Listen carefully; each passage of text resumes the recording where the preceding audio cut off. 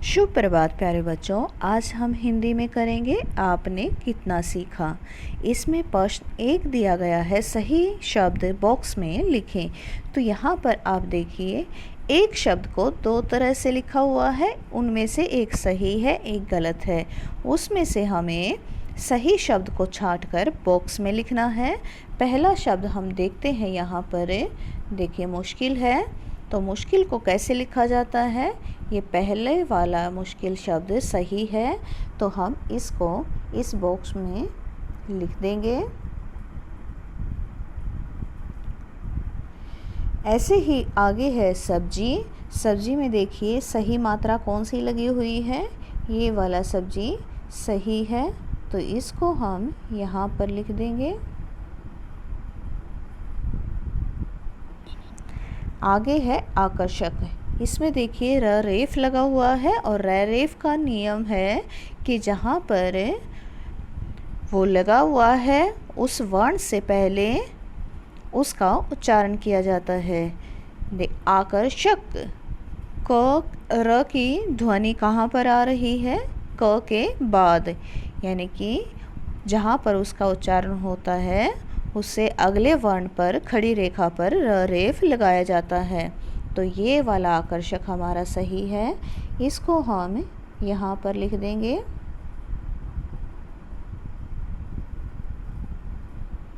फिर है संक्रांति। तो संक्रांति कौन सा सही है? ये वाला संक्रांति ठीक है, इसको हम यहाँ पर लिख देंगे।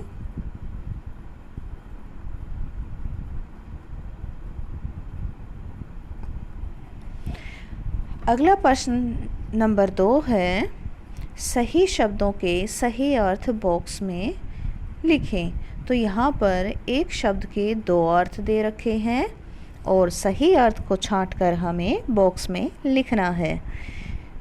चलिए लिखते हैं। पहला शब्द है कूप और इसका अर्थ दे रखा है कूदना और कुआं।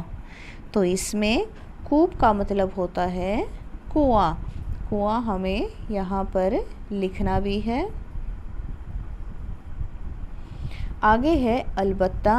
अलबत्ता का मतलब होता है बेशक। बेशक को हम यहाँ पर लिखेंगे। आगे है भोज।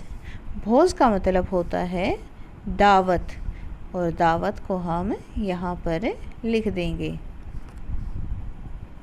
इसके बाद प्रश्न नंबर 3 है, निम्नलिखित शब्दों से वाक्य बनाएं। तो चलिए वाक्य बनाते हैं। पहला शब्द है कुल और फिर है कूल, फिर है उतर और फिर है उत्तर। तो चलिए इनसे वाक्य बनाते हैं। ये देखिए, इस तरह से हम इनके वाक्य बना सकते हैं। पहले कुल का मतलब है कुल, टोटल, सारे मिलाकर। कक्षा में कुल कितने बच्चे हैं? यहाँ पर प्रश्न पूछा गया है तो प्रश्नवाचक चिन्ह लगेगा। फिर है कूल। कूल का मतलब होता है किनारा। नदी का कूल दूर है। नदी का किनारा दूर है। फिर है उतर। उतर का मतलब होता है उतरना, वह नीचे उतर गया। फिर है उत्तर। उसने उत्तर दिया। उत्तर क्या होता है? जवाब। उसने उत्तर दिया यानी कि जवाब दिया। आगे है निम्नलिखित उपसर्गों से 2 शब्द बनाएं। यहाँ पर 2 उपसर्ग दे रखे हैं, उप और प्र। इनसे हमें 2 शब्द बनाने हैं। तो उप से बनेंगे उपस्थित, उपप्रधान, और प्र से बनेंगे प्रणाम और प्रमाण।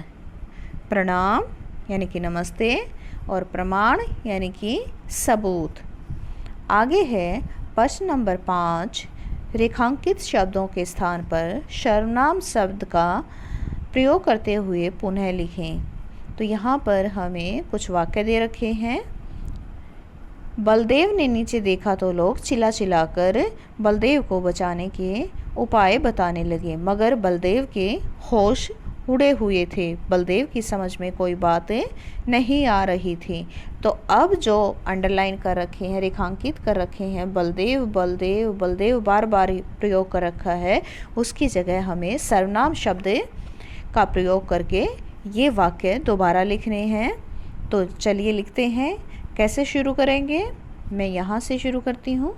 बलदेव ने नीचे देखा तो लोग चिल्ला चिल्ला कर उसको बचाने के उपाय बताने लगे। तो यहाँ पर क्या आएगा? बलदेव को उसको बचाने के उपाय बतलाने लगे, मगर उसके, यहाँ पर के बलदेव की जगह क्या आ जाएगा? उसके होश उड़े हुए थे। फिर है बलदेव की समझ में कोई बात नहीं आ रही थी। तो यहाँ पर लिखेंगे उसकी समझ में कोई बात नहीं आ रही थी। तो जिन वाक्यों में हमने बदलाव किया है उनको फिर से रीड करते हैं। उसको बचाने के उपाय बतलाने लगे, मगर उसके होश उड़े हुए थे। उसकी समझ में कोई बात नहीं आ रही थी। उसके बाद प्रश्न नंबर 6 है, निम्नलिखित शब्दों के अलग अलग अर्थ लिखें। घटा, घटा, उत्तर और उत्तर। एक शब्द को 2 बार प्रयोग किया गया है, तो और हर एक बार उसका मतलब अलग है। तो चलिए इसको वाक्यों में प्रयोग करते हैं। घटा, उसने 4 में से एक घटाया। इस घटा का मतलब क्या हो गया? कम करना। घटा यानी कि कम करना। और ये घटा मतलब जो आकाश में बादल छाते हैं, तो क्या कहते हैं? आकाश में घटा छाई है। फिर है उत्तर। उत्तर का मतलब यहाँ पर एक उत्तर दिशा है। हिमालय उत्तर दिशा में पहरेदार है। और यहाँ पर दूसरा उत्तर है, उसका मतलब है जवाब। छात्र ने प्रश्न का उत्तर दिया। उसके बाद है प्रश्न नंबर 7, निम्नलिखित प्रश्नों के उत्तर लिखें। प्रश्न नंबर क है, बूढ़ी नानी ने पानी के विषय में क्या कहा? उत्तर है, बूढ़ी नानी ने कहा कि पानी से भोजन पकता है, इसी से भोजन पचता है, इससे ही सिंचाई होती है, इससे ही तन की सफाई होती है, यह जीवों का जीवन है।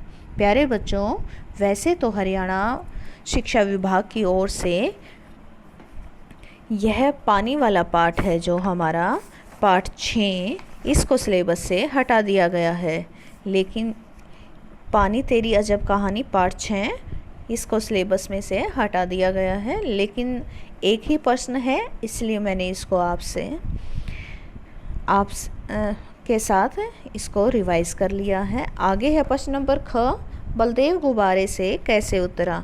तो यहाँ पर उत्तर लिखेंगे, बलदेव ने गुब्बारे का मुंह खोल दिया, वह नदी के ऊपर गिरने लगा, तो वह रस्सी छोड़कर दरिया में कूद पड़ा। और ये लास्ट क्वेश्चन है, पोंगल को नई फसल का त्यौहार क्यों कहा गया है? तो उत्तर लिखेंगे, पोंगल को नई फसल का त्यौहार इसलिए कहा जाता है क्योंकि यह संक्रांति के दिन मनाया जाता है। किसान खेत खलिहान से अनाज छांटकर अपने घर लाता है। तो प्यारे बच्चों, आज के लिए इतना ही। ये सारे प्रश्न उत्तर आपको अपनी कॉपी में सुंदर सुंदर लिखाई में लिखने और साथ में इनको याद भी करना है। फिर मिलते हैं एक अगली वीडियो में एक नए टॉपिक के साथ। Till then bye.